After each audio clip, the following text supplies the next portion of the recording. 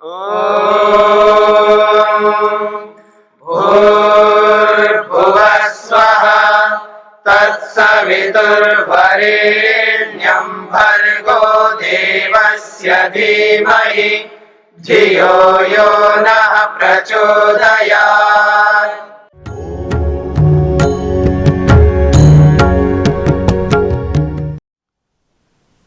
98वें सूत्र का अर्थ। आत्मा के नित्य बुद्ध मुक्त स्वभाव वाला होने से, आत्मा के नित्य बुद्ध मुक्त स्वभाव वाला होने से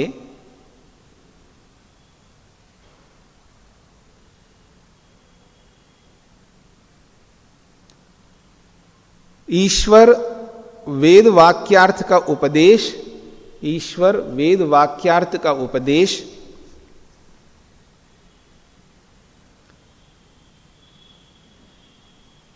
वेद वाक्यार्थ का उपदेश आत्माओं के अंतःकरण में देता है।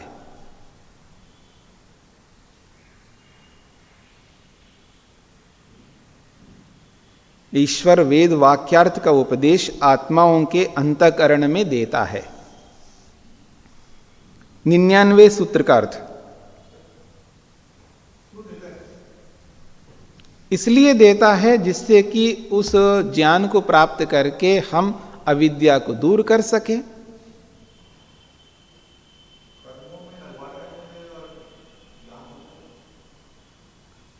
ऐसा है, जब हमें शरीर प्राप्त होता है तो हमको ज्ञान को भी प्राप्त करना होगा, और ज्ञान प्राप्त करके ही तो हम ऐसे कर्म करेंगे जिससे कि हम अपनी अविद्या को दूर कर सकें। बिना ज्ञान दिए हम अपने आप को अविद्या से हटा नहीं सकते। पकड़ में आ रहा है? क्या नहीं पकड़ में आ रहा है? कर्मों में क्यों लगवा रहा है? अंतःकरण में क्या क्या? नहीं, कर्मों में इसलिए लगाएगा ना, क्योंकि कर्म करेंगे तभी तो हम आगे बढ़ पाएंगे। बिना पुरुषार्थ किए हमको कहां से फल मिलेगा? किसी भी फल को प्राप्त करने के लिए पुरुषार्थ तो करना पड़ेगा, और वो पुरुषार्थ कर्म के माध्यम से होता है। ठीक है? पुरुषार्थ जो होता है वो कर्म के माध्यम से ही होता है ना। तो बिना कर्म किए हम आगे कैसे बढ़ पाएंगे? अपनी अविद्या को दूर करने के लिए हमको ज्ञान चाहिए, और वो ज्ञान प्राप्त करके ही हम अच्छे कर्म कर पाएंगे। उन अच्छे कर्मों के कारण से आगे बढ़ पाएंगे। इसलिए वेदों का उपदेश देता है। आज हमारे पास जो कुछ भी ज्ञान विज्ञान है, जो कुछ भी हम जानते हैं, हमारा अपना तो है ही नहीं है, हमने सीखा है। किसी से सीखा है ना, माता पिता गुरु आचार्य अध्यापक, बहुत सारे लोगों से हमने सीखा। आज तब हमारे पास ज्ञान विज्ञान है। उन्होंने किन से सीखा? उन्होंने अपने माता पिता से सीखा। तो ऐसे करते करते पीछे तक जाइए तो प्रारंभ में जब सृष्टि प्रारंभ हुई थी तब भी तो ज्ञान चाहिए ना हमको। वो ज्ञान देने वाला कोई ना कोई होगा ना।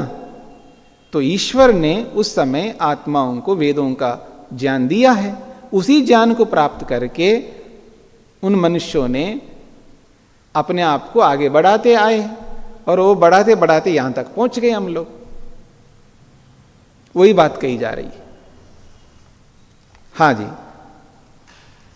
तो सूत्रार्थ 99 का। जीवात्माओं के अंतःकरण, जीवात्माओं के अंतःकरण ईश्वर से प्रकाशित होने से, जीवात्माओं के अंतःकरण ईश्वर से प्रकाशित होने से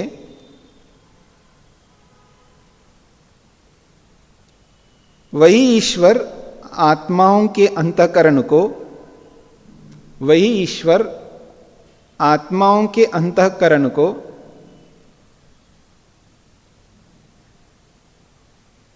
कर्म फल की ओर झुका देता है। वही ईश्वर आत्माओं के अंतःकरण को कर्म फल की ओर झुका देता है। जैसे जैसे अग्नि लोहे में प्रविष्ट होकर, जैसे अग्नि लोहे में प्रविष्ट होकर लोहे को नमा देती है, जैसे अग्नि लोहे में प्रविष्ट होकर लोहे को नमा देती है।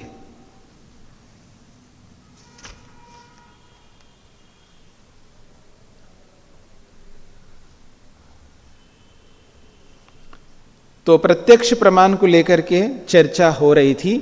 अब भूमिका में स्पष्ट किया जा रहा है प्रत्यक्ष प्रमाणस्य विषय समाप्तः। प्रत्यक्ष प्रमाण को लेकर के जो हमने विषय प्रस्तुत किया है वो पूरा हो गया है। योगी नाम अबाह्य प्रत्यक्षत्वात् लीन वस्तु लब्धातिशय संबंधाच्च ईश्वरस्य योगी प्रत्यक्ष विषयम च साधितम।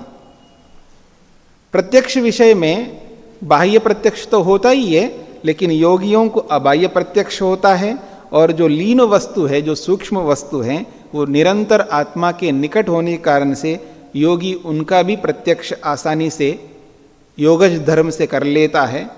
इस बात को साधितम हमने सिद्ध कर दिया।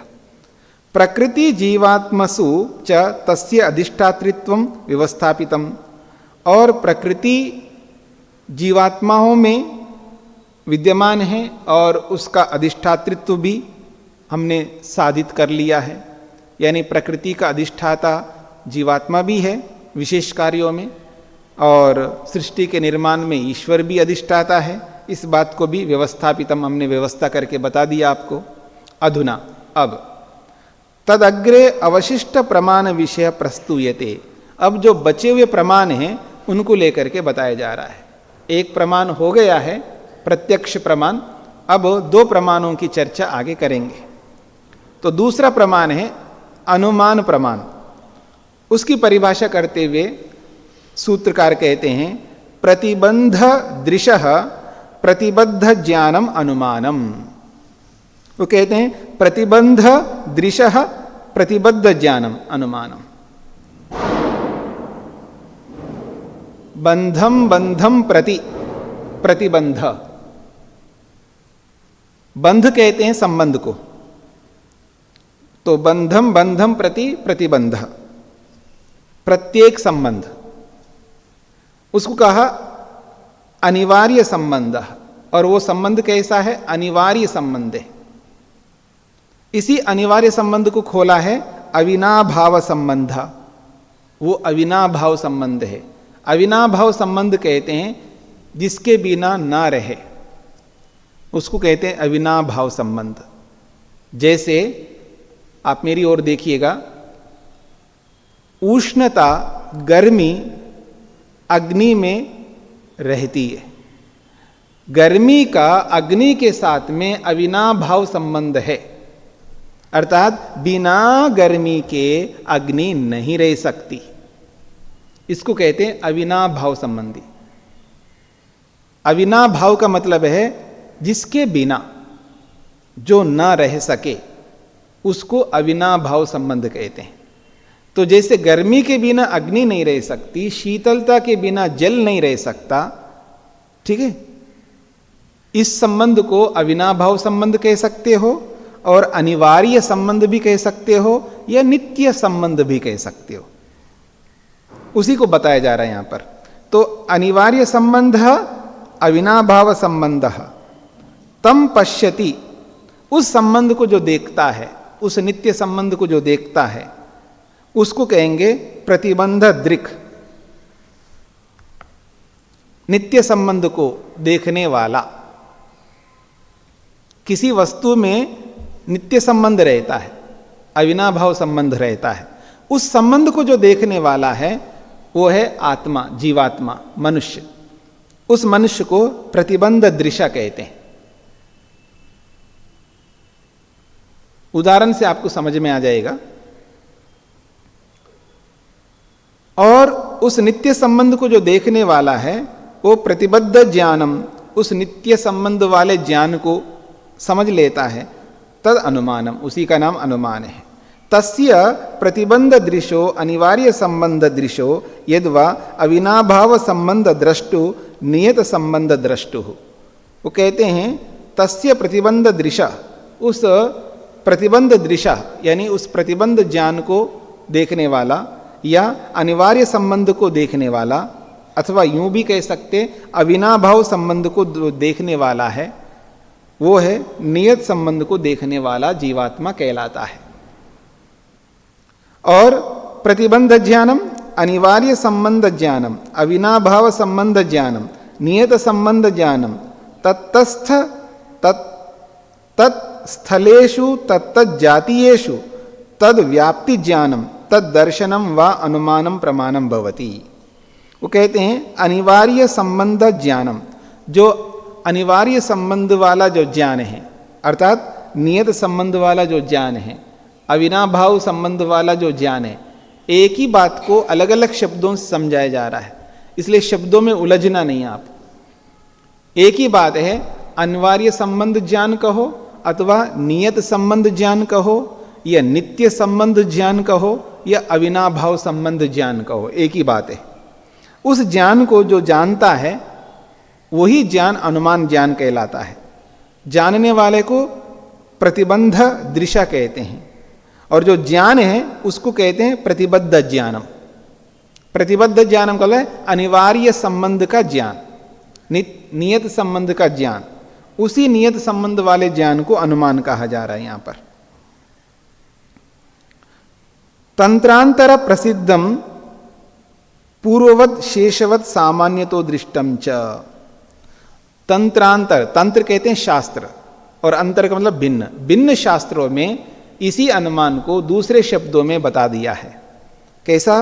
पूर्ववत शेषवत सामान्य तो दृष्टम च। उस अनुमान को दूसरे शास्त्र में 3 शब्दों से कहा है। पूर्ववत अनुमान, शेषवत अनुमान और सामान्य तो दृष्ट अनुमान कहते हैं उसको। 3 प्रकार से होता है अनुमान। एक होता है पूर्ववत।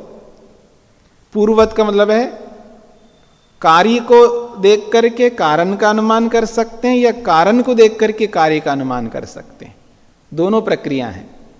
कारण को देखो, कारण कार्य का अनुमान करो, अथवा कार्य को देखो, कारण का अनुमान कर सकते हैं। इस मकान को देख करके, ये कार्य है ना, इसके कारणों का आप अनुमान कर सकते। क्या अनुमान करेंगे? इसके अंदर सिरिये लगे हैं, ठीक है ना, इसके अंदर सीमेंट हैं, इसके अंदर पत्थर हैं या इसके अंदर ईंट हैं, इसका आप अनुमान करेंगे। अथवा कारणों को पहले देखोगे, बाद में कार्य का अनुमान कर लोगे। जहां चहल पहल हो रहा है, लोग आ रहे हैं जा रहे हैं, कुछ रख रहे हैं, कोई ईंट रख रहा है, कोई सरिये डाल रहा है, कोई कंकर डाल रहा है, कोई सीमेंट रख रहा है, तो सारे कारणों को आप देख रहे हैं, तो क्या अनुमान करोगे? मकान बनने वाला है, ये अनुमान करोगे। तो कारणों को देख करके कार्य का अनुमान कर सकते हो, अथवा कार्य को देख करके कारणों का अनुमान कर सकते हो। इसको कहते हैं पूर्ववत। शेषवत का अर्थ होता है बचे हुए को देख करके अनुमान करना। बचे हुए को देख करके अनुमान करते हैं। बचे हुए का मतलब है, मान लीजिएगा यहां पर 10 ब्रह्मचारी बैठे हैं, मान करके चलिए इस हॉल के अंदर 10 ब्रह्मचारी बैठे हैं, आपस में पढ़ाई कर रहे हैं, और उनमें से एक बहुत जोर से चिल्लाया, और वो इतना जोर से चिल्लाया वो बाहर यज्ञशाला तक उसकी आवाज़ गई। और यज्ञशाला में एक बड़े आदमी बैठे थे, वो आकर के अब इनका क्लास लिया कि आप में से किसने चिल्लाया। एक से पूछा, उसने मना किया, दूसरे से पूछा, उसने मना किया, 9 ब्रह्मचारियों से पूछ लिया, 9 ब्रह्मचारियों ने मना कर लिया। तो वो क्या समझेगा? अब 10वें वाले को पूछने की जरूरत नहीं है। जो बचे हुए को देख करके अनुमान करना, इसको कहते हैं शेषवत। और ये बात वहीं लागू होगी वो 10 लोग सत्य बोलने वाले हों। हाँ, मतलब वो 10 लोग सत्य बोलने वाले हों तब ये बात लागू होगी। अगर कोई झूठ बोलने वाले तो फिर वहां अनुमान आपका नहीं होगा। अनुमान वही होता है जहां प्रमाण होता है, याद रखना। तो सत्य बोलना भी तो प्रमाण है ना। सत्य बोलना क्या है? प्रमाण है। पकड़ में आ रहा है? कौन सा प्रमाण है? शब्द प्रमाण। सत्य बोलना भी शब्द प्रमाण हो गया ना, या सत्य बोलना प्रत्यक्ष प्रमाण भी हो गया? नहीं, थोड़ा समझने का प्रयत्न करो। आप जो बोल रहे हो उस बोली को मैं सुन रहा हूं, यह प्रत्यक्ष है या नहीं है? हाँ, तो शब्द का प्रत्यक्ष प्रमाण हो गया, और उस शब्द से जो ज्ञान होगा वो ज्ञान शब्द प्रमाण हो जाएगा। ठीक है ना? तो प्रत्यक्ष प्रमाण भी है और शब्द प्रमाण भी है, दोनों है। नहीं है? पकड़ में आ रहा है आपको? नहीं, आप थोड़ा सा वाणी से बोलो। हाँ जी, समझ में आ रहा है आपको? फिर देखो, वाणी से नहीं बोल रहे हो तो वाणी से बोलिएगा ना। हाँ जी,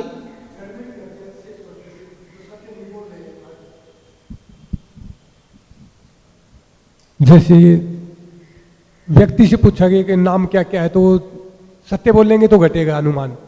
लेकिन जैसे 4 डब्बे रखे हुए हैं और उनमें बस 4 डब्बों में ये वस्तु रखी हुई है, तो तीनों को उन्होंने चेक किया तो तीनों में नहीं, तो अनुमान लग जाएगा इसमें पक्का है, तो उसमें भी घट जाएगी सब जगह। वो तो घटाने वाले हम लोग ही है ना। तो चाहे आप जड़ वस्तुओं में घटाओ या चेतन वस्तुओं में घटाओ, वहां ये थोड़ा बोला जा रहा है चेतनों में ही ये घट सकता है, जड़ों में नहीं घट सकता, ये नहीं बताया जा रहा। ये बताया जा रहा है हाँ, अनुमान तो चेतनों का भी कर सकते हो, जड़ों का भी कर सकते हो, इसमें क्या दिक्कत है? अनुमान तो आप चेतन वस्तुओं का भी कर लो या जड़ वस्तुओं का भी कर लो, प्रमाण सबके ऊपर लागू होगा। इसको शेषवत कहते हैं। और सामान्य तो दृष्ट उसको कहते हैं, एक सामान्य नियम को देख करके हम अनुमान कर लेते हैं। सामान्य नियम को देख करके अनुमान कर लेते हैं। तो सामान्य नियम ये होता है कि आप यहाँ से उठ करके यहाँ से बाहर निकलते हुए यज्ञशाला में जाकर के यज्ञशाला में बैठ रहे हैं, ठीक है ना? तो आपके जाते हुए को मैंने देखा, अभी तो आप यहाँ थे, 5 मिनट के बाद यज्ञशाला में बैठे हैं, ठीक है ना? और जाते हुए को भी देखा आपने। तो यहां से उठ करके जाते हुए को देखा आपने और वहां जाकर के यज्ञशाला में बैठ गए। तो आपको क्या पता लगा? जब एक जगह से दूसरे जगह पर कोई व्यक्ति जाता है तो चल करके जाता है, गमन करके जाता है। अब वो गमन चाहे पांव से चल करके जाए या लूना स्कूटी या बाइक से चल करके जाए या 4 व्हीलर से चल करके जाए या ट्रेन से चल करके जाए या विमान से चल करके जाए, पर चल करके तो गए ना आप। तो यह सामान्य नियम है। तो किसी व्यक्ति को जब हम देखते हैं कि वो तो यहां पर अजमेर में देख लिया उनको, और रात को जब देखा तो वो दिल्ली में दिखाई दिया आपको, ठीक है ना? रात को देखा तो आपको दिल्ली में दिखाई दिया, आप भी चल करके गए, वो भी चल करके गए, ठीक है जी? तो आपने क्या अनुमान किया है कि वो चल करके आए हैं? तो किसका अनुमान कर रहे हैं? गति का। गति को तो आपने नहीं देखा। पकड़ में आ रहा है ना? आदमी को आप देख रहे हो, तो सुबह देखा तो अजमेर में दिखाई दिया और रात को देखा तो दिल्ली में दिखाई दिया। तो आपने अनुमान किसका किया? गति का अनुमान कर लिया। तो इसको कहते सामान्य नियम। क्योंकि जो भी वस्तु एक स्थान से दूसरे स्थान पर जाती है बिना गमन के नहीं जा सकती है, बिना गति के नहीं जा सकती है। तो उस गति का अनुमान आपने इस सामान्य नियम से किया है। तो ऐसे बहुत सारे सामान्य नियम होते हैं, उन सामान्य नियमों को देख करके हम अनुमान करते हैं। तो एक पूर्ववत अनुमान, एक शेषवत अनुमान और एक सामान्य तो दृष्ट अनुमान, ऐसे 3 भेद होते हैं अनुमान के। यही कहना चाह रहे हैं यहां पर। तो पूर्ववत, शेषवत, सामान्य तो दृष्टम च, ये न्याय दर्शन का सूत्र है। तो कहते हैं अथ तत्पूर्वकम त्रिविधम अनुमानम पूर्ववत, शेषवत, सामान्य तो दृष्टम च। तत्पूर्वकम, पर यह अनुमान कैसे होता है? तत्पूर्वक होता है। तत्पूर्वकम का मतलब प्रत्यक्ष पूर्वकम। अनुमान हमेशा प्रत्यक्ष पूर्वक होता है, बिना प्रत्यक्ष के अनुमान नहीं हो सकता। वो कोई अनुमान नहीं होता संसार में जिसके पीछे प्रत्यक्ष नहीं होता। हाँ, याद रखना, ये अलग बात है, वो हमारा किया हुआ प्रत्यक्ष हो या किसी दूसरे का किया हुआ प्रत्यक्ष हो, लेकिन प्रत्यक्ष अनुमान के पीछे होना चाहिए। सृष्टि की उत्पत्ति होती है, ठीक है ना, हमने तो नहीं देखा, हम में से कोई नहीं देख सकता उसकी उत्पत्ति होती हुई देख, लेकिन ईश्वर तो देख ही रहा है, ईश्वर का प्रत्यक्ष है, ठीक है। किसी और को हम देख करके किसी और का अनुमान हम कर सकते हैं, और कोई उत्पन्न होते हुए पदार्थों को देख करके इस सृष्टि का भी अनुमान कर सकते हैं। जो वस्तु बनती है वो बिगड़ती है, और जो बिगड़ती है वो बनती भी है, ठीक है जी। जो वस्तु बनती है वो बिगड़ती भी है, और जो बिगड़ती है वो बनती भी है। ये भी एक सामान्य नियम है, ये सामान्य तो दृष्ट अनुमान है, ये व्यापक सिद्धांत है। जो जो उत्पन्न होता है वो नष्ट होता है, और जो जो नष्ट होता है वो उत्पन्न भी होता है। ये एक सामान्य नियम है। इसी सामान्य नियम को देख करके हम सृष्टि का अनुमान करेंगे। ये सृष्टि बिगड़ेगी कैसे अनुमान करोगे? सृष्टि के किसी छोटे मोटे बिगड़ते हुए पदार्थों को देख करके, इस तरह का। तो कहते हैं तथा अनुमेयस्य तुल्य जातीयेषु अनुवृत्तः भिन्न जातीयेभ्यो व्यावृत्तः। ये अनुमान प्रमाण की परिभाषा को समझाते हुए महर्षि वेदव्यास योग दर्शन में स्पष्ट कर रहे हैं। वो कहते हैं अनुमेयस्य, जिसका अनुमान किया जाता है उसको अनुमेय कहते हैं। जिस पदार्थ का हम अनुमान करेंगे उस पदार्थ को अनुमेय कहते हैं, यानी अनुमान करने योग्य वस्तु। तो अनुमेय से का मतलब है अनुमान करने योग्य वस्तु का। तुल्य जातीयेषु अनुवृत्तः, उसके समान पदार्थों में वो धर्म विद्यमान दिखाई देगा आपको। यानी जिस वस्तु का हम अनुमान करना चाहते हैं उस वस्तु का एक धर्म उसके जैसे पदार्थों में भी रहेगा। मेरी बात समझ में आ रही है? जिस वस्तु को आप समझना चाह रहे हैं उस वस्तु के अंदर जो धर्म है वो धर्म उस जैसे वस्तुओं में भी रहेगा ना। जब इस वस्तु में वो धर्म है तो उस वस्तु में भी रहेगा। एक पानी को आपने देखा है, ठीक है ना, उसमें शीतलता है, तो उस जैसे पानी जहां पर भी रहेगा तो वो धर्म शीतलता और पानियों में नहीं रहेगा, वो धर्म रहेगा ना। तो ये कह रहे हैं अनुमेयस्य, जिसका हमें अनुमान करना है उस अनुमान करने योग्य वस्तु का जो धर्म है वो तुल्य जातीयेषु अनुवृत्ता, उस जैसे बहुत सारे पदार्थों में भी विद्यमान रहेगा। भिन्न जातीयेषु व्यावृत्ता, और उससे भिन्न जाति वाले जो पदार्थ है उनमें नहीं रहेगा। तो वो जो धर्म रूपी संबंध है, यह संबंध, वो जो संबंध है तद विषया, उस संबंध से विषयक सामान्य अवधारणा प्रधाना, उस सामान्य धर्म को निश्चय करने का जो प्रमाण है, कहते हैं सामान्य अवधारणा प्रधाना वृत्ति। सामान्य धर्म का अवधारण करने का जो ज्ञान है, वृत्ति है, वृत्ति का मतलब यहां ज्ञान, उस ज्ञान को अनुमानम, अनुमान ज्ञान कहते हैं। फिर देखिएगा अनुमेयस्य तुल्य जातीयेषु अनुवृत्तः, अनुमान करने योग्य उस जैसे पदार्थों में वो संबंध, वो धर्म विद्यमान रहता है। भिन्न जातीयेषु व्यावृत्तः, उससे भिन्न पदार्थों में वो संबंध या वो धर्म नहीं रहता है। व्यावृत्त का मतलब है नहीं रहता है।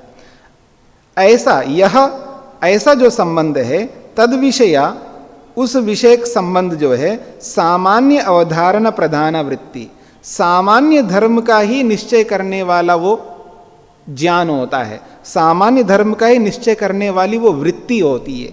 उसी वृत्ति को, उसी ज्ञान को अनुमानम, अनुमान कहते हैं। ऐसा वेद व्यास जी लिखते हैं योग में। उदाहरणम च, और उदाहरण दे रहे हैं, पर्वतो वह्निमान, ये जो पर्वत है ये धुएं वाला है, अग्नि वाला है। पर्वतो वह्निमान, ये पर्वत अग्निवान है, अग्नि वाला ये पर्वत है। कैसे कह रहे हो? धूमात, धुएं के कारण से। यथा, उदाहरण देके समझा रहे हैं, महानसम जैसे कि पाकशाला, महानस कहते हैं पाकशाला को, किचन को। जैसे किचन में आपने उठते हुए धुएं को देखा और जाकर के प्रत्यक्ष कर लिया वहां अग्नि को, ठीक है जी। आजकल तो उस प्रकार का किचन नहीं है, ठीक है ना, जो लकड़ी जला करके बनाते। अब हमारे पास भी है, यहां तो दोनों विकल्प हैं, लकड़ी जलाने का भी है और गैस का भी है। तो धुआं उठ रहा है, उसको आपने देखा, उठते हुए धुएं को, वो प्रत्यक्ष हो गया, ठीक है जी। और वहां जाकर के आपने क्या किया, नीचे देखा तो वहां अग्नि जल रही है, तो धुएं को भी देखा और जाकर के अग्नि को भी देखा। जैसे महानसम पाकशाला में उठते हुए धुएं को और उसके नीचे जलने वाली अग्नि को आपने देखा, उसी प्रकार अब कहीं दूसरे स्थान पर उठते हुए धुएं को देखा और उससे आपने अनुमान कर लिया है कि वहां आग जल रही है। स्पष्ट हो रहा है जी, ये है अनुमान। तो कहते हैं पर्वतो वह्निमान, पर्वत अग्निवान है, अग्नि वाला है। ये आपका जो है प्रतिज्ञा वाक्य है। पर्वत वह्निवान है, वह्नि कहते अग्नि को, पर्वत अग्निवान है, ये हो गया आपकी प्रतिज्ञा। और हेतु क्या है, धूमात, धुएं के कारण से, ये आपका हेतु हो गया, कारण हो गया। क्यों अग्नि वाला है पर्वत, क्योंकि धुआं है वहां पर, इसलिए। उदाहरण महानसम, ये उदाहरण बनेगा पाकशाला। जैसे पाकशाला में अग्नि जल रही होती है, ऊपर धुआं उठ रहा होता है, उसी प्रकार वहां पर भी धुआं उड़ रहा है, इसलिए वो जो पर्वत है वहां अग्नि जल रही है पर्वत में। तो कह रहे हैं यत्र यत्र धूमः, अब ये व्यापक संबंध बताया जा रहा है यहां पर। यत्र यत्र धूमा, जहां जहां धुआं, तत्र तत्र वह्नि, वहां वहां अग्नि आप मिलेगी। जहां जहां धुआं वहां वहां अग्नि। तस्मात् पर्वतो वह्निमान, तो यत्र यत्र धूमा तत्र तत्र वह्नि, ये जो है ये इसको उपनय कहते हैं, उपनय। और अंतिम जो बात कही है निगमन, तस्मात् पर्वतो वह्निमान, ये निगमन है। यानी अनुमान के प्रसंग में 5 प्रकार के कारण हमको बात बताना पड़ता है, 5 बातें बतानी पड़ती है अनुमान के विषय में। 5 बातें, एक प्रतिज्ञा, एक हेतु, एक उदाहरण, एक उपनय और एक निगमन। स्पष्ट हो रहा है जी। ये अनुमान के प्रसंग में 5 कारण बताने पड़ते हैं। प्रतिज्ञा करनी पड़ती है, पहले अपनी बात को रखना पड़ता है, उसका नाम है प्रतिज्ञा। प्रतिज्ञा क्या है, पर्वतो वह्निमान, पर्वत अग्नि वाला है, ये प्रतिज्ञा है। ये आपका कथन मात्र हो गया, हेतु दो ना, सिद्ध करने के लिए आपको हेतु कारण बताना पड़ेगा। तो क्या कारण है दिया आपने, धूमवत, धुएं के कारण से। ये धुआं जो है कारण बन गया अग्नि को सिद्ध करने के लिए। ऐसा कारण बताना चाहिए जो कारण हमेशा बना रहे, कभी वो कारण बना रहे और कभी ना बना रहे, तब वो हेतु नहीं कहलाएगा। ऐसा हेतु देना पड़ता है जो कि जिसका खंडन नहीं किया जा सके। तो पर्वत अग्निवान है, उसके लिए हेतु दिए धूमात, धुएं के कारण से। अब उसके लिए आपको उदाहरण भी देना पड़ेगा, तो उसने उदाहरण दिया है पाकशाला। जैसे पाकशाला में धुआं उठ रहा है और नीचे अग्नि जल रही है, ठीक इसी प्रकार से ये उपनय हो गया। यथा महानसम तथा पर्वतः, जैसे पाकशाला वैसे पर्वत है, यह है उपनय। और निगमन है इसलिए, इसीलिए पर्वत अग्निवान है, यह निगमन हो गया। अंतिम मोहर लगा देते हैं निगमन से।